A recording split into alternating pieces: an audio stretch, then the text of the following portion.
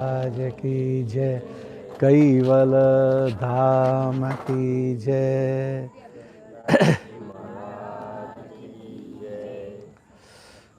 ओम प्रथम प्रणाम धाम जिनो सकल परापर सरले जाकी शक्त व्यक्त ब्रह्मांड सकल दर जय नाथ सनातन सर्व कीर्तारन अखिला नंद अविनाश विलासिक विविध विधारण लोक चतुर्दश द्वंद्व फंद फन करण सुधा रन विविध भात्य गुण ग्रंथ वृंद विधि अलग उदा रन अगणित इंड कटाक्ष पाक्ष वसुतम पद परम अलंग सलंग एकतास आश कोहु हंस निवान धाम धणी तुम पुरुष पुरातन नमो नमो निरवाण प्राणपति प्रकृति बिनो धन्य पुरुष पलक में खलक उपासक अन्य धाम पति देव युगल शक्ति तन आशक तब देवन के हो तुम कैवल साक्षिवंत सुत सलंग प्रौढ़ पद कलमल जय करुणामय कंथ अंत मध्य आद्य परापर हंस रूप स्तुति कुबेर निज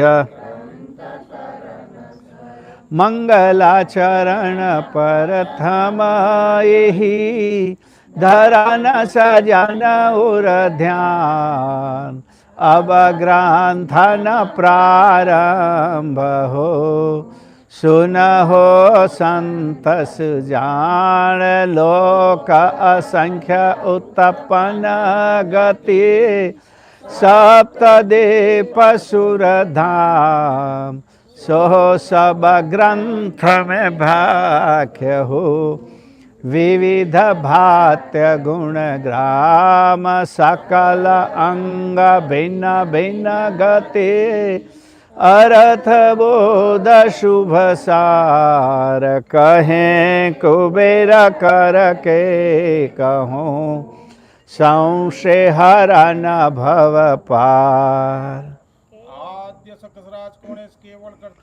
जय कृष्ण स्वामी महाराज की जय परम गुरु श्रीमन करुणा सागर महाराज की जय श्री नारायण दास जी महाराज की जय श्री बलदेव दास जी महाराज की जय श्री भगवान दास जी महाराज की जय श्री प्रयाग दास जी महाराज की जय श्री शीतल दास जी महाराज की श्री अविचर दास जी महाराज की श्री सब संतन की जय श्री सब देवन की जय श्री ज्ञान संप्रदाय की जय श्री गुरु गादी सारसापुरी की जय श्री केवल धाम की जय। कथा प्रारंभ समय का सत केवल साहिब सत केवल साहिब।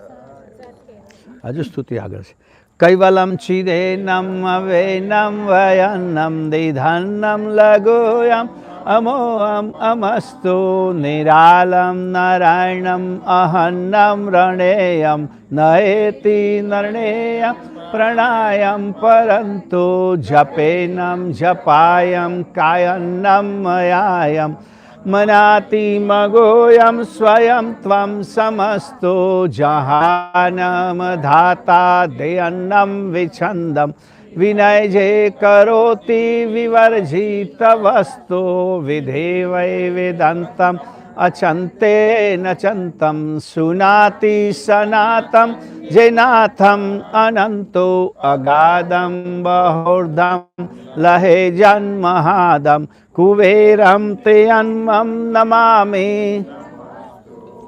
करुणा सागर महाराज की जय। कैवल श्री अविचरदास जी સતકેવલ સાહેબ, સતકેવલ સાહેબ. 4 દિવસના આપણા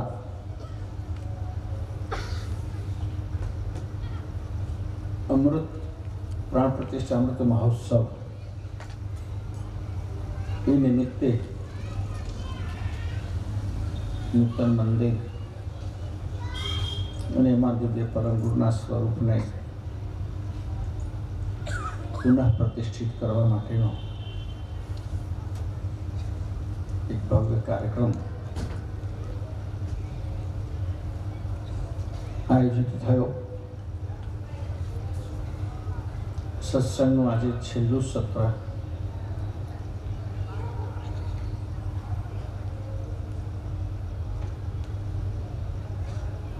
સવારે મેં કહ્યું હતું, ઘણી બધી વાતો સવારે પૂજા સમયે મેં કહી હતી.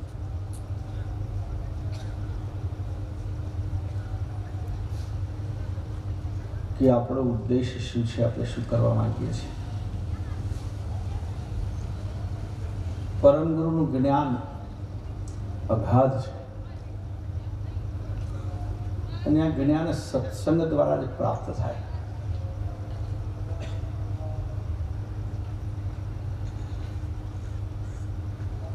તમે ઉત્સવો ઉજવો,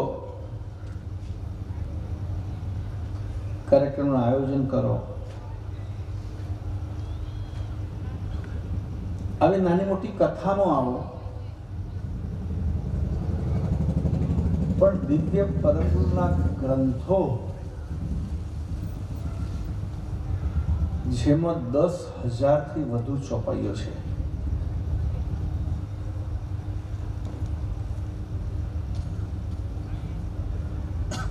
એમાં બહુ વાતો લખેલી છે. અમે આપણો હિન્દુ સમાજ જે કંઈ શીખે છે અભ્યાસ કરીને નહીં, વાતો સાંભળીને કરતો હોય છે. વાતો સાંભળીને કોઈક વાત કે અહીંયા આવું હતું એટલે આપણે માની લીધું. એને કોઈ શાસ્ત્ર પ્રમાણ ના જોઈએ. અને એ બધી સાંભળેલી વાતોમાં કોઈ તથ્ય નથી હોતું,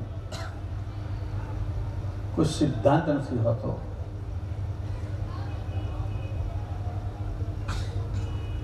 એટલે આપણે જે માનીએ છીએ, જે ક્રિયા કરીએ છીએ, એ શાસ્ત્ર સંમત હોવી જોઈએ. આપણું શાસ્ત્ર એ પરમ ગુરુના ગ્રંથો છે.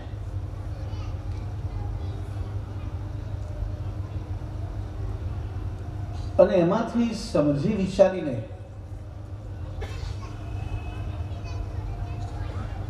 આપણે આચરણ કરીએ તો એ બિલકુલ સંપૂર્ણ સાચું હોય. અને એટલા માટે અમારો આગ્રહ હોય છે ગ્રંથ શિબિર અને ગુરુજીને નિશ્રા. મંદિર સરસ બનાવ્યું, તમે ઉત્સવ સરસ ઉજવો છો, મહિબીજનો વરઘોડો પણ સરસ કરો છો,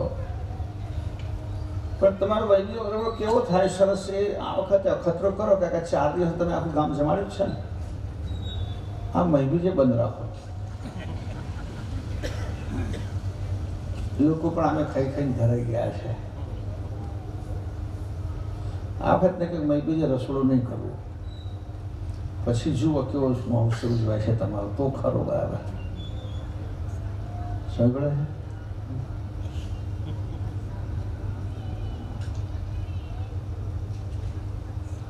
ગમે એક જગ્યાએ ગામમાં બહુ વર્ષો જૂનું ગામ, સત્સંગમાં ઓછું ગયા ત્યારે મહીબીજની વાત કરી. તમે લોકો કમસે કમ મહીબીજ તક હા મહીબીજ અમે ઉજવીએ છીએ, બીજું કશું તો નહીં કરતા ખાસ, પણ મહીબીજ શું કરો મહીબીજના દિવસે? તે બધા આગલા 2 3 4 5 દિવસ ગામના ભેગા થયા, ફાળો નાખીએ અને પછી રસોડું બનાવીએ, જમીએ. બીજું કશું ના, બીજું કંઈ નહીં કરતા. કોઈ ઉપાસના હતા કઈ, એ તો પછી 4 વાગે પતી જાય, પછી પોતપોતાનું ઘેર.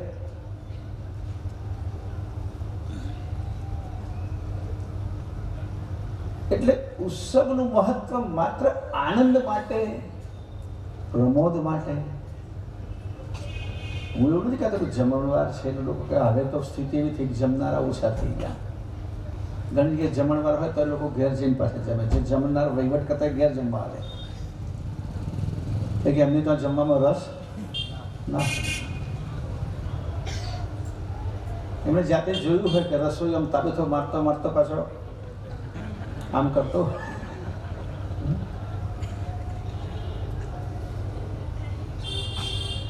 પેલા જમાડનાર નહોતા, જમનાર હતા.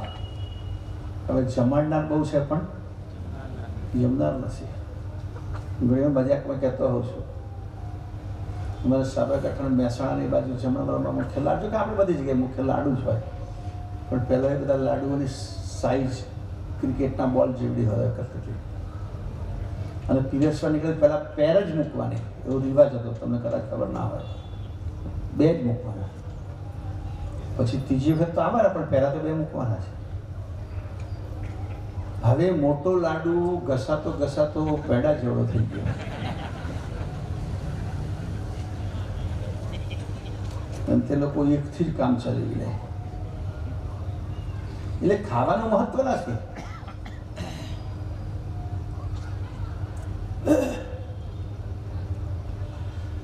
પણ મારો કહેવાનો ભાવાર્થ છે મુખ્ય સત્સંગનું મહત્વ.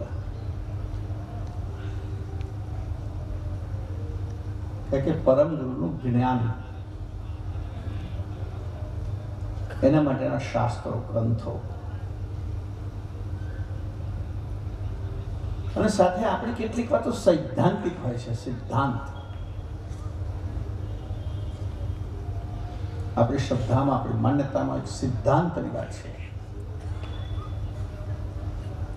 સિદ્ધાંત વગરની માત્ર શ્રદ્ધાથી કરેલી ક્રિયાઓને અખો કહે છે કવિ અખા.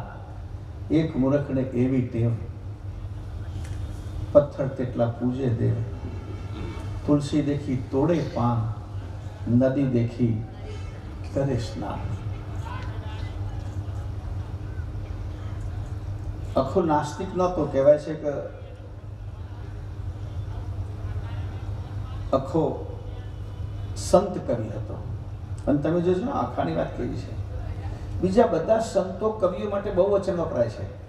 કોઈ દેશ કોઈ એમને કબીર કેવો હતો, કોઈ ના કહે. કબીર કેવા હતા, સંત રોહિદાસ કેવા હતા, નરસિંહ મહેતા કેવા હતા, તુલસીદાસ કેવા હતા. પણ અખો એટલો બધો લોકોને વાલો લાગી કે અખો કેવો હતો. કે બહુ વાલો માણસ હોય ને આપણે આપ ના કહીએ, બરાબર, તમે ના કહીએ, તું કહીએ. એટલે આપણા ગુજરાતમાં સૌથી વાલપણ કરવાવાળા કોઈ તો સુરતીઓ છે, કે ગમે તેને પણ તું જ કહે. તું કાં ગયો તો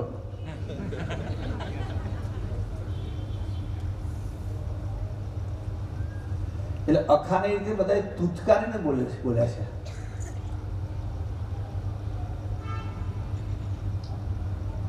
તો એમણે કહ્યું છે આ બધી સમજ વગરની ક્રિયાઓ, અને જેમ સમજ આવે તેમ શ્રદ્ધામાં મજબૂતાઈ આવે, પકડ આવે. સમજ આવે તેમ પકડ આવે. નાનું બાળક હોય,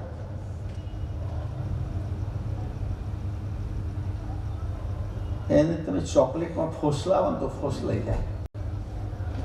નાનું બાળક હોય, ચલ્લે ચોકલેટ, ચલ પપ્પા કે કહી દે પપ્પા. એને શું બિચાર ખબર પપ્પા શું છે. શીતળદાજી મહારાજ એવું ઉદાહરણ આપતા હતા. બાપજી નવી મહારાજ કે કંઈક ગામ હતું, એમાં ભાઈ એક ફળિયા બધા રહેતા, એક ભાઈ હતા પણ ગળાઈ ગયેલા. સમજ પડે છે? ગળાઈ ગયેલા એમ ઠેકાણું નહીં પડેલું,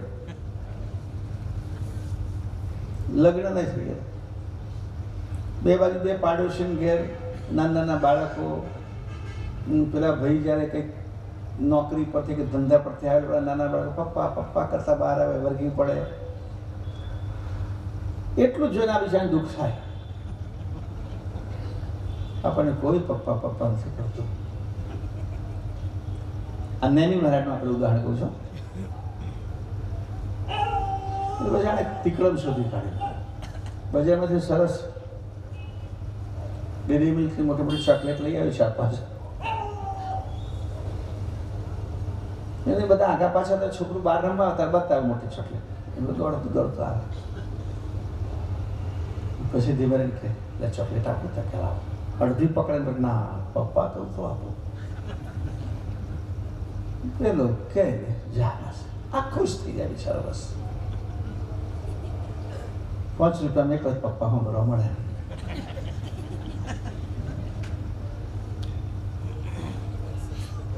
હવે પાડોશવાળા ભાઈ શિક્ષકની નોકરી કરતા હતા, એમની બદલી થઈ, બીજે ગયા.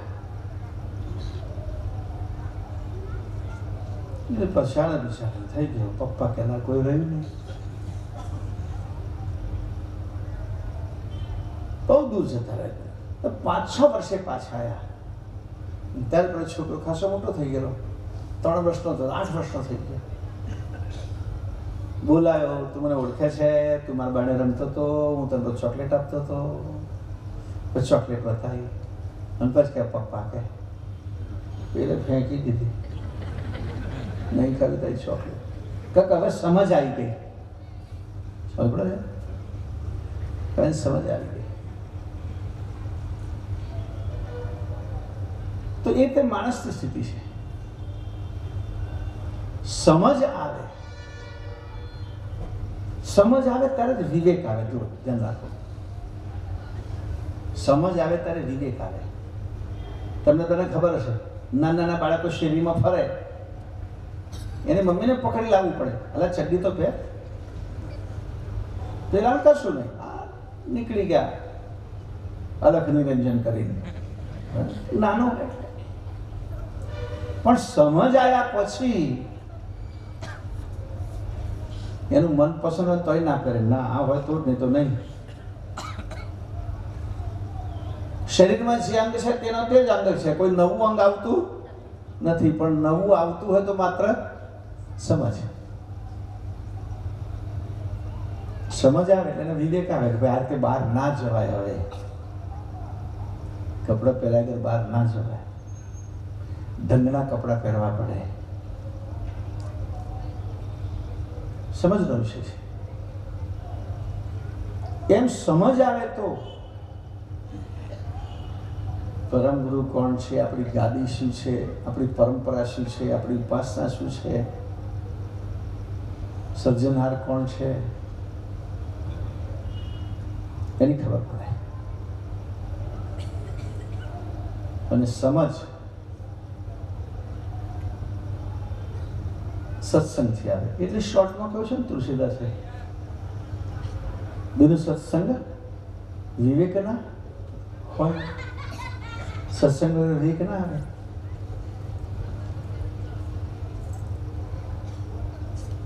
એટલે હું બધા લોકોને કહેવા માંગુ છું, ગઈકાલથી મને થયું બહુ આટલો બધો મોટો આપણો સમાજ છે અહીંયા, આટલું બધું નવું યુવા ધન.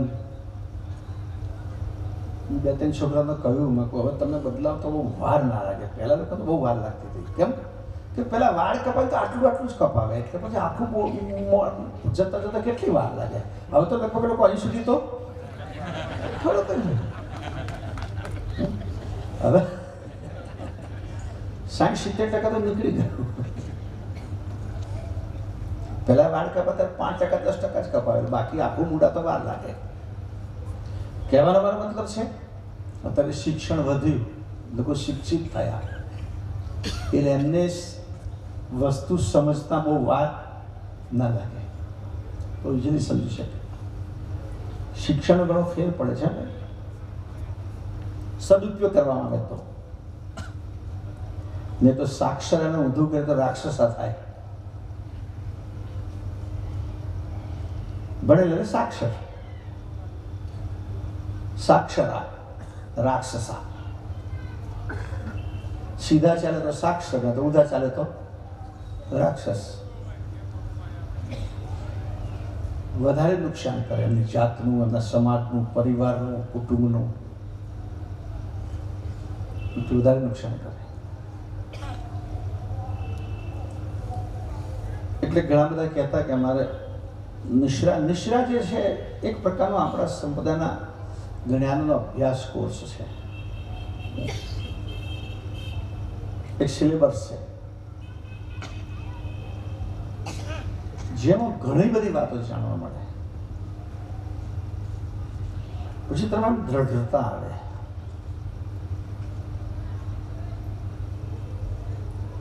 પછી હું ઘણા લોકોને કહેતો છું, મારા કેટલા લોકો આવે કે દર પૂનમે આવે કે દર પૂનમે શું કરો તમે? શીતળાઈ બાપજીનો આગ્રહ હતો દર પૂનમે સારસા સુધી ધક્કો ના ખાશો, તમારા ગામમાં ભજનશાળા કરીને ત્યાં જ પૂનમ કરો. આવો બાપજીનો આગ્રહ હતો. એટલે તમે જોજો જૂના નેમી, દાખલે બાલાસરની વાત કરો તો જૂના નેમી બાલાસરના સારસા સુધી ના આવે, અહીંયા જ પૂનમ ઉજવે. મેં બીજ માટે પણ કહ્યું પહેલાં તમે તમારે ત્યાં જ ઉજવો, જ્યાં ન ઉજવે તે લોકો ત્યાં આવે.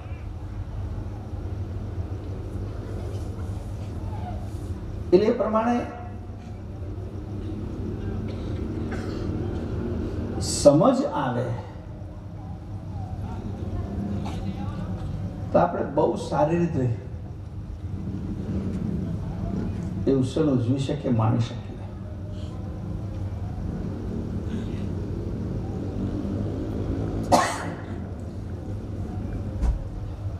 પછી વિશેષ ઊંડા ઉતરવું હોય તો એમ આગળ પછી છે. એટલે માત્ર ઘણા લોકો આવે પૂનમે આવે, પૂનમ માત્ર તો હું કહું પૂનમે તમે આવે કોઈ મતલબ નહીં. ઘણી બધી રિક્ષાઓ આવે છે પૂનમે, ઘણી બધી ટ્રકો આવે, બધા ટેમ્પા આવે. એ ટ્રક ટેમ્પા રિક્ષા કશી ખબર ના આવે, ખાલી સાથ જઈને પાછા ગયા. એવા કેટલાક ટેમ્પા જેવા જ હોય, આવે ને જાય. દર્શનનું પણ મહત્વ સમજ પછી છે, યાદ રાખજો. દર્શનનું મહત્વ પણ સમજ પછી વધે છે. નહીં તો પછી બે હાથ ને ત્રીજું માથું, દીઠા દેવ ને પહોંચી જાત્રા, એવું થઈ જાય. ઘણા પણ લોકો તીર્થમાં છે કામ દોડે ને આયા, દોડે ને આયા.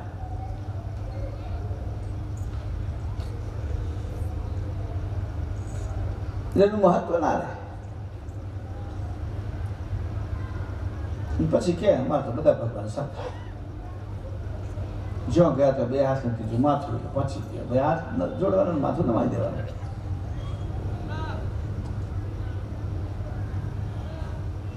તો મેં કીધું સમજ. જેમ ભાષાની વાત કરું, અમારા અંગ્રેજીના ભણેલા છોકરાઓ હોય એમને કોઈ મોટા આવે તો એની મમ્મી શીખવાડે, દેખ જો અંકલ આયા, હાય કે.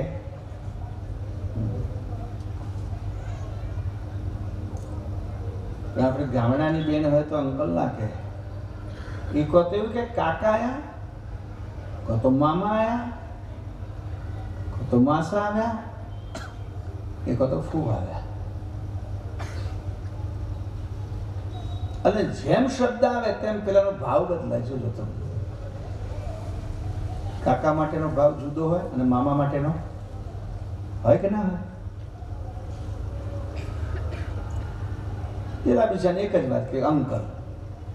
એટલે પગથી રિલેશન થાય છે કે માથાથી થાય છે ખબર ના પડે. પેલું ખબર પડ્યા પછી એની અંદર ભાવ જુદો થાય. એમ ભગવાન ભગવાન બધા ભગવાન. અને સર્જનાર કોણ? આપણે બનાવનાર કોણ? કોણે આપણને આ સૃષ્ટિમાં મોકલ્યા? આ વિશ્વ કોણે બનાવ્યું?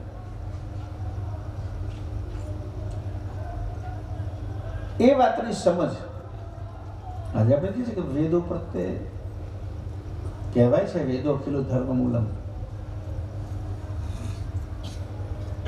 અને વેદને માનીને સમગ્ર હિન્દુ સમાજ રહ્યો હોત તો આટલા બધા ભગવાન ના પેદા થાત. આપણે વેદને છોડી દીધા, શાસ્ત્રને છોડી દીધા અને માત્ર પુરાણોની પાછળ પડ્યા.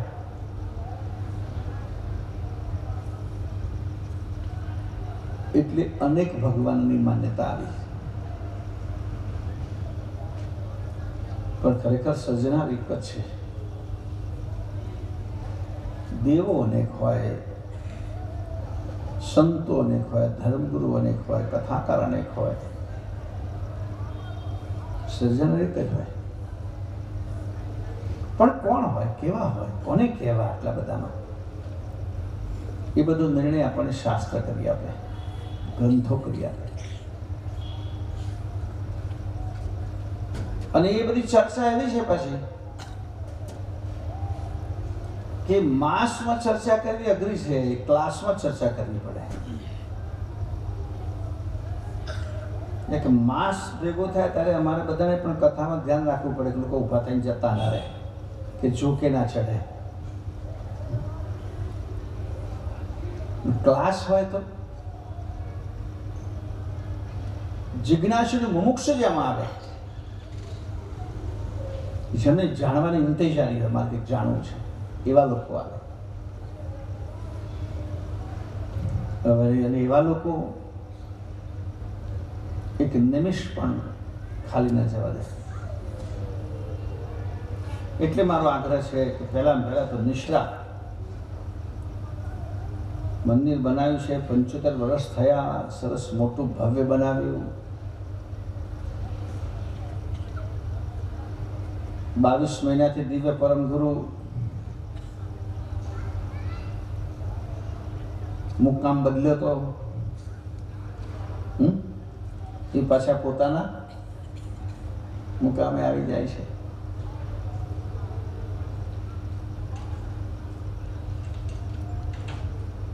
તો આપણે બધા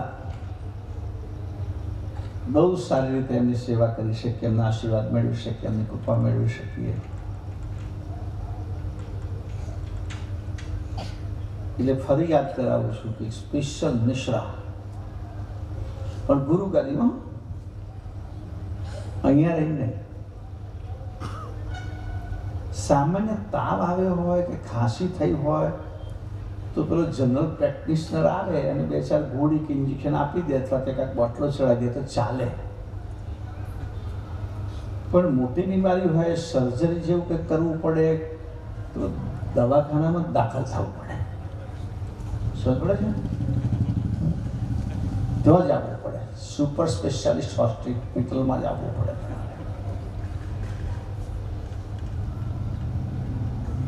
ગઈકાલે વાત કરતા એક બધાને પૂછ્યું, અહીંયા કરીએ નિશ્રામ? ના, અહીંયા નહીં.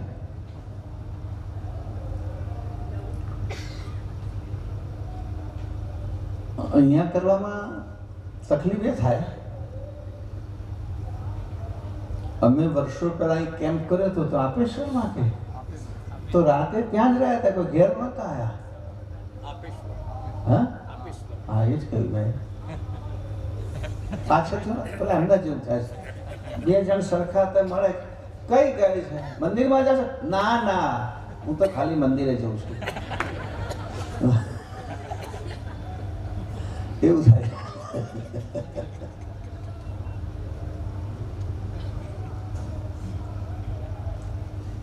બહુ આનંદ આવશે, બહુ મજા આવશે. એક વખત પ્રયત્ન કર્યો ત્યારે બધા ખાસા બધા આવ્યા હતા અહીંથી યુવા વર્ગમાં. હવે એક જ જોર લગાવીએ કે 2-4-5 ટ્રકો ભરીને લઈ જઈએ.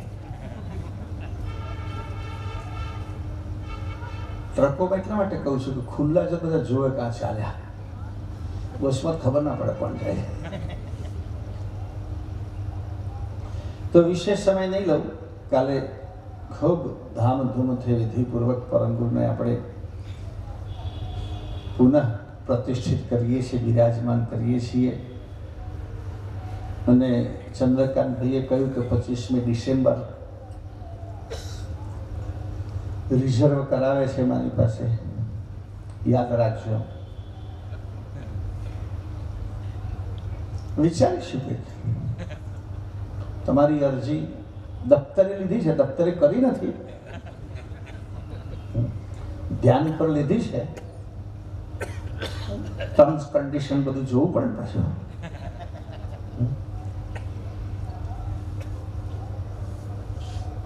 અને સારું, દર વર્ષે આવો સરસ કાર્યક્રમ થાય. સુવર્ણ તુલા જયંતિ મહોત્સવ પછી લગભગ સતત 10 વર્ષ અમારા કુણી ગામે આ 25મી ડિસેમ્બર ઉજવીએ. સતત 10 વર્ષ દર 25મી ડિસેમ્બર હું કુણીમાં આવતો હતો. તમારું નિમિત્ત છે એટલે વાંધો ના આવે દર વર્ષે કરવામાં, પણ સુવર્ણ તુલા છે એના નિમિત્તે તમારું નિમિત્ત ભેગું થાય એટલે તમારું પણ કંઈક કરવું પડે, મારું કંઈક કરવું પડે. એ મહોત્સવને પણ ગોઠવવું પડે. પણ એ પહેલા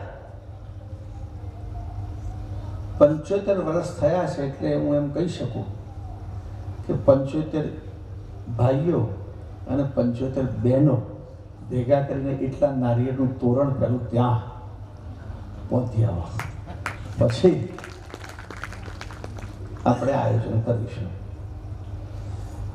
પણ ટૂંકમાં એટલું કહું, બહુ આનંદ આવ્યો. 4 દિવસ મને ગીતા દીદી આવે એટલે બહુ સારું થયું. તમે બહુ સારામાં સારું કામ કર્યું. મને જ્યારે 5-6 દિવસ માટે બોલાવતા બોલાવજો, પણ જોડે ગીતા દીદીને બોલાવજો એટલે મને રાત્રે આરામ રહે.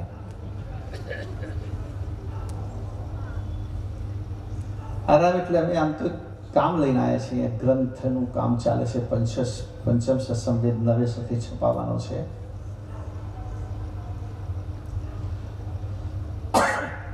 અને એની અત્યાર સુધી લગભગ 4-5 એડિશન થઈ ગઈ. એટલે હવે એક પુસ્તક છપાય એટલે પુસ્તકમાં કેટલો પ્રિન્ટિંગ મિસ્ટેક રહી જાય, પછી એના પરથી બીજું છાપે. જૂની પ્રિન્ટિંગ મિસ્ટેક તો હોય, પછી નવી બીજી ઉમેરાય, પછી ત્રીજું છપાય. 4થી 5મી એડિશનમાં તો લગભગ ઘણી બધી ભૂલો આવી જાય.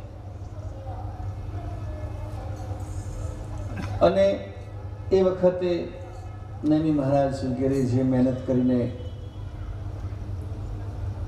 એનો અનુવાદ કર્યો છે, એને હવે અર્વાચીન રીતે થોડોક વધારે એને અપડેટ કરવો, ઇમ્પ્રુવમેન્ટ કરવું. એટલે એમાં બહુ સમય માગી લે છે. લગભગ બધા ગ્રંથોનું આવું કરવાનું આપણે વિચાર્યું છે. અને એ કામ હું સાથે લઈને જ આવ્યો છું. હું અહીંથી જઈને સૂઈ નહીં જતો. દીદી ત્યાં આવે ત્યારે મારે સુવાનું થાય. 11:30 વાગે જ ઊંઘું છું. હું સવારે પાછું 5 વાગ્યાથી કામ ચાલુ. એટલે પણ ત્યાંના કરતાં મને વધારે એકાંત મળ્યું ગુરુગાદી કરતાં. ગુરુગાદી તો દર્શનાર્થી આવતા જ હોય રોજ, કોઈ ને કોઈ. એટલે થોડો ડિસ્ટર્બ થાય. જે તમારે ત્યાંથી પણ કામ મારું સારું થયું. અને પ્રસંગ પણ આપણે બહુ સુંદર ઉજવાયો. તમારા બધાનો ઉત્સાહ પણ ખૂબ.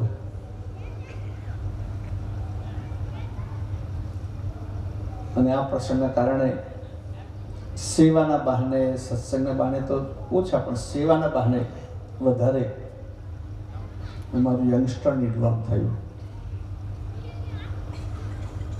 અને એ વાત તો સાચી છે. યુવા શક્તિને તમે ઉપયોગ કરો એટલું એ કામ લાગે. સારી ઉપયોગ ના કરો તો પછી બીજી તકલીફો ઊભી કરે. એનર્જી છે ને એ નાનું બાળક આમ કૂદાકૂદ કરે.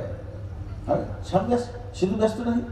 આમ તો મા બાપ બધા બહુ આવી રીતે એને કરતા હોય, ટ્રેક કરતા હોય. બસ કૂદાકૂદ કરે છે, તોફાન કરે છે, પણ તમને ખબર નથી એ ઉગતું બાળક છે. એટલે તમે જે કે ખોરાક ખાય છે, હરે છે, ફરે છે, એનાથી એનું બોડી, એનું શરીર, એનો તો વિકાસ થાય છે, પણ એ સિવાય પણ એનર્જી વધારાની હોય છે. એ એનર્જીને એને બર્ન કરવી પડે ને એની વાપરવી પડે. એટલે એ એનર્જીથી થોડો કુદાકુદ, તોફાન વગેરે કરે. પણ એવું કંઈ એમાં કંઈ ખોટું નથી. સરદાર વલ્લભભાઈ પટેલ તો કહેતા હતા કે જે બાળક બાલ્યાવસ્થામાં 2-3 ઘોડીઓ ન ફાડે તો મોટો થઈને કશું ના કરે. એટલે મારે યુવાનોને કહું છું, કદાચ તમારા બાલ્યાવસ્થામાં રહી ગયા હોય ફાડવાનો તો અત્યારે પણ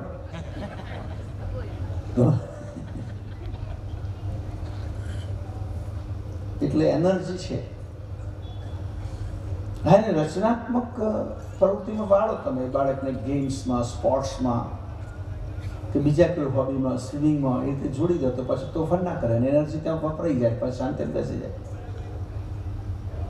અને સાથે સાથે કંઈક શીખે, કંઈક મળે, અને કંઈક નવું શીખે. એ રીતે મારા યુવાનો માટે પણ છે. એમની પણ એનર્જીનો બહુ સારો ઉપયોગ થાય તો એમના માટે પણ બહુ જ સારું છે. કે આપણે તો કહેવાય છે કે 20 થી 25 વર્ષની ઉંમર એટલે ટર્નિંગ પોઈન્ટ. એમાં જો સારા રસ્તે ટર્ન થઈ ગયો તો એનું જીવન સફળ, અને જો કદાચ ખોટા રસ્તે ચડી ગયો તો એના માટે પણ દુઃખદાયી, પરિવાર માટે પણ દુઃખદાયી. તો એમને વાળવાનો રસ્તો પ્રવૃત્તિ સંપન્ન.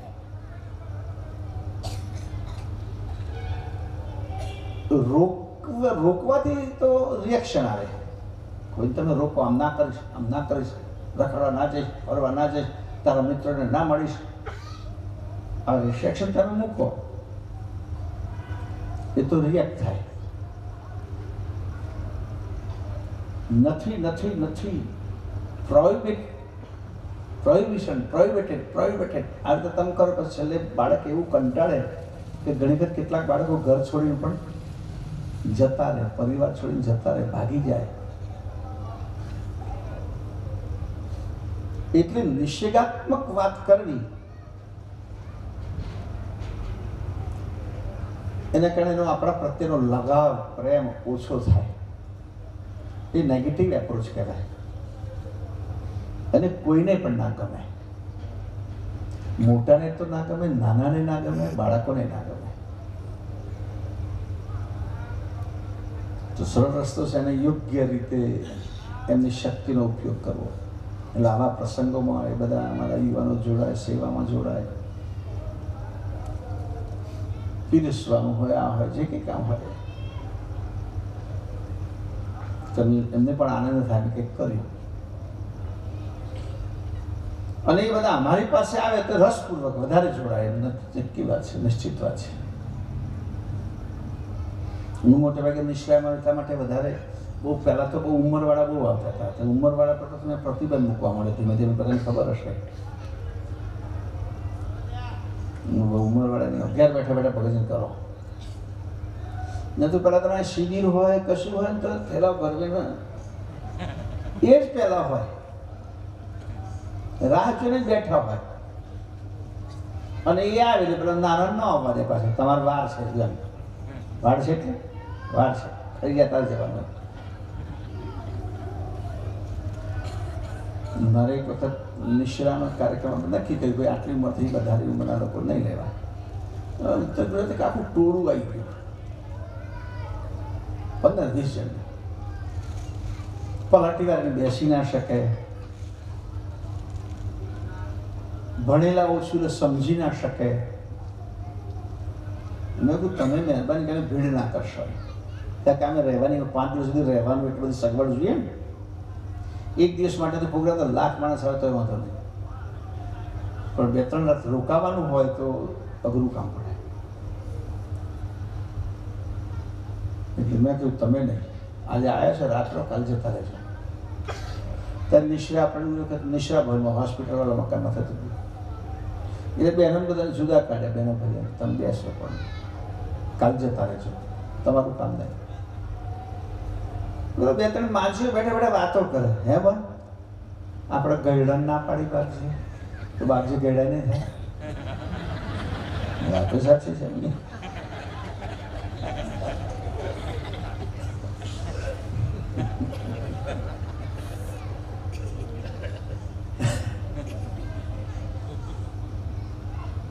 મને જે યાદ આવે છે પૂજપત નેમી નેમી મહારાજ સાથે એક પારાયણમાં આ ગામમાં આવેલો.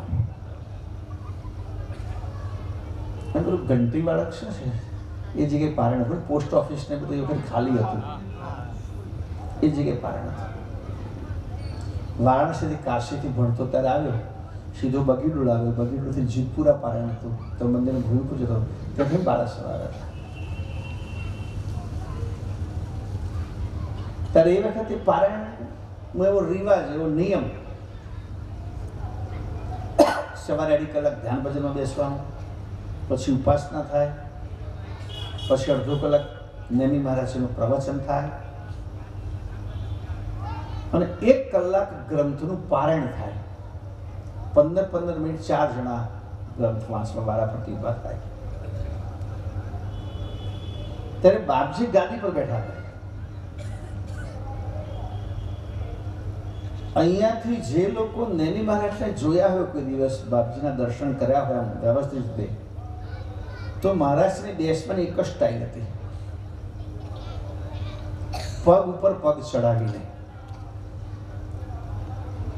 આપણે એમનો ફોટો છાપ્યો છે એ સ્ટાઇલમાં. ડાબા પગ ઉપર ડાબો પગ વાળી પલટી મારવાનો, જમણો પગ સાથળ પર મૂકવાનો. આ બાપજીની બેસવાની સ્ટાઇલ. હું જ્યારે અહીંયા એમની સાથે પારણમાં આવ્યો હતો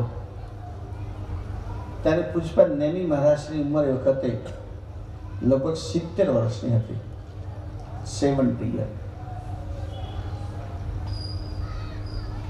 તો 70 વર્ષની ઉંમરે નેમી મહારાજશ્રી એક પગ ઉપર પગ ચડાવીને 5 કલાક બેસતા હતા, 6 થી 11. એ નેમી પાળમાં 6 થી 11. એટલે અને પાછું બાપજીને 65માં કે 64માં વર્ષ, એટલે 65 વર્ષની ઉંમર જ્યારે ગુરુજીની પણ નેમી મહારાજની 66 કે 65, ત્યારે પહેલો પેરાલિસિસ એટેક આવેલો. અને એમાં સારું થઈ ગયું, પણ એની ઇફેક્ટ રહી ગઈ હતી. આ જમણો હાથ એકદમ સીધો નહોતો થતો અને પગ થોડો લંગાતો હતો. જેમણે જોયા હોય એમને કદાચ આમાંથી પેઢી કોઈ હશે કે મને ખબર નથી. અને છતાં 5 કલાક બેસતા હતા. એટલે કહેવાનો મતલબ કે નેમી મહારાજ 70 વર્ષે પણ ઘરડા નહોતા થયા. અહીંયા મારા આગળ બેઠેલા ભાઈએ 2 વખત પગ લાંબા કર્યા.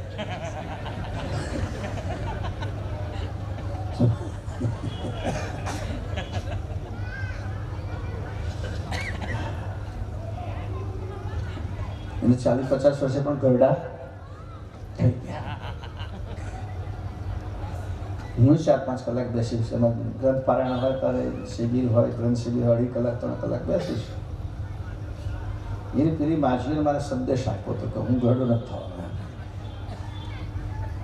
કલોચરીઓ ભલે પડી જશે, ધોળાઈ થઈ જશે કદાચ પાછા, પણ જે કામ કરવાનું છે એ કામમાં સ્ફૂર્તિ ઓછી નહીં થાય. એટલે માણસ સ્ફૂર્તિથી યુવાન રહી શકે, કહેવાનો મારો મતલબ છે. મારા બધા ગયડિયા છે ને તો રાત દાડો છે, કઈ ઉંમર થઈ છે એમને, દોડાદોડ કરે છે ને મંદિરની સેવામાં. એટલે અને એ સ્ફૂર્તિ ત્યારે જ આવે જ્યારે હૃદયમાંથી એક પ્રકારનો ઉમળકો જાગે, પ્રેમ જાગે, લાગણી ઊભી થાય ત્યારે ઉમળકો આવે. અને જેની લાગણી હોય એના માટે કશું કરવામાં તમને થાક લાગે નહીં. યાદ રાખો. ઘણા બધા કહેતા જ બાકી સેવામાં આવીએ કદાચ અમારી ભૂલ થાય ને પછી તમે એમને કંઈક કરી નાખો, કહી નાખો. મેં કંઈક વાત રાખજો કે તમે લાગણીપૂર્વક સેવામાં ભૂલ થાય છે.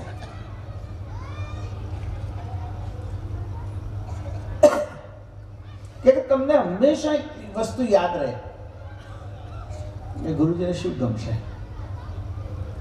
એક સામાન્ય પ્રેમની વાત કરું. પ્રેમ વ્યક્તિ સાથે પ્રેમ હોય ત્યારે માણસ ખ્યાલ રાખે હું જેની સાથે પ્રેમ કરું છું એને શું ગમશે ને શું નહીં ગમે. તમે બધા બેઠા ને એક વાત કરું તમને ખાનગી વાત. બધું બાંધેલું છે, વાંધો નહીં, આપણે ખાનગી હશે. અમે પ્રવાસમાં નેપાળ ગયેલા. બધા ઘણા બધા હતા. એમાં યુવાનો પણ હતા, છોકરાઓ પણ હતા. એક ફેમિલી આવી, તેમાં એક દીકરી પણ હતી. અને દીકરીનું 2-3 મહિના પહેલાં જ એન્ગેજમેન્ટ થયેલું ને એ પાછી ટૂરમાં આવેલી. મારી સાથે બહુ ભળી ગયેલી, વાતો છે તો બહુ કરે. પછી એક દિવસ 2 દિવસ મેં છૂટ આપી દીધી. નેપાળ ગયા, જેને કંઈ ખરીદી કરવી આવું તેવું. હું પણ ગયેલો માર્કેટમાં. 2-4-5 આપણા ઓળખીતા છે ત્યાં. કારણ દર વર્ષે પહેલાં મારે નેપાળ જવાનું થતું હતું. એક સ્ટોરમાં બેઠેલો ને એ દીકરી એકદમ આવી ગઈ. મને કહે છે, બાપજી એક વાત કહું. મેં શું છે કે તમે ગાઈડ કરશો કે એડવાઇસ કરશો? છે શું તો કે એનું જે એન્ગેજમેન્ટ થયેલું એનું નામ રોહિત. મને કે રોહિતને કોઈ ગિફ્ટ આપી છે, તો મને એડવાઇસ કરશો હું શું લઉં? આ છોકરી મેં કહ્યું મને કે દેખાવ આપણે તારા રોહિતને શું ગમશે અને હું તને કઈ રીતે એડવાઇસ કરું. છોકરી કેટલી નિખાલસ, મૂળ વસ્તુ મહત્વની છે. એના પપ્પાને ના પૂછ્યું, મને દાદાને આમ પૂછ્યું. મેં ક્યારે શું ગમશે? મોબાઈલ ગમશે કે કોઈ કેમેરો ગમશે કે એ હું પણ વિચાર કરું છું. મોબાઈલ કેમેરા કે પછી હોય પણ કે કેમ નવી કોઈ વસ્તુ આપો. તો મેં એક વસ્તુ ખરીદી હતી. મેં એક યુનિક વસ્તુ ખરીદી છે, ટોર્ચ. પણ એમાં યુનિક વસ્તુ એવી હતી કે સામે તમે ટોર્ચ પણ સામે લાઈટ જાય, એની આગળ એનું જે રિફ્લેક્ટર એ ઝૂમ રિફ્લેક્ટર હતું. એટલે આમ તમે ઝૂમ કરો તેનો પોઈન્ટ દૂર સુધી જાય, વહી ના ફેલાય, દૂર જાય, પોઈન્ટ કરે.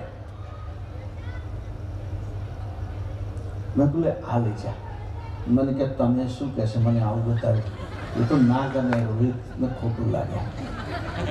કેમ ખોટું લાગે? બેટરી ના અપાય કે કેમ? પણ કંઈ ચશ્મા છે. આપણને ખબર ના પડી કે ચશ્મા હોય ને બેટરી ગિફ્ટ ના અપાય.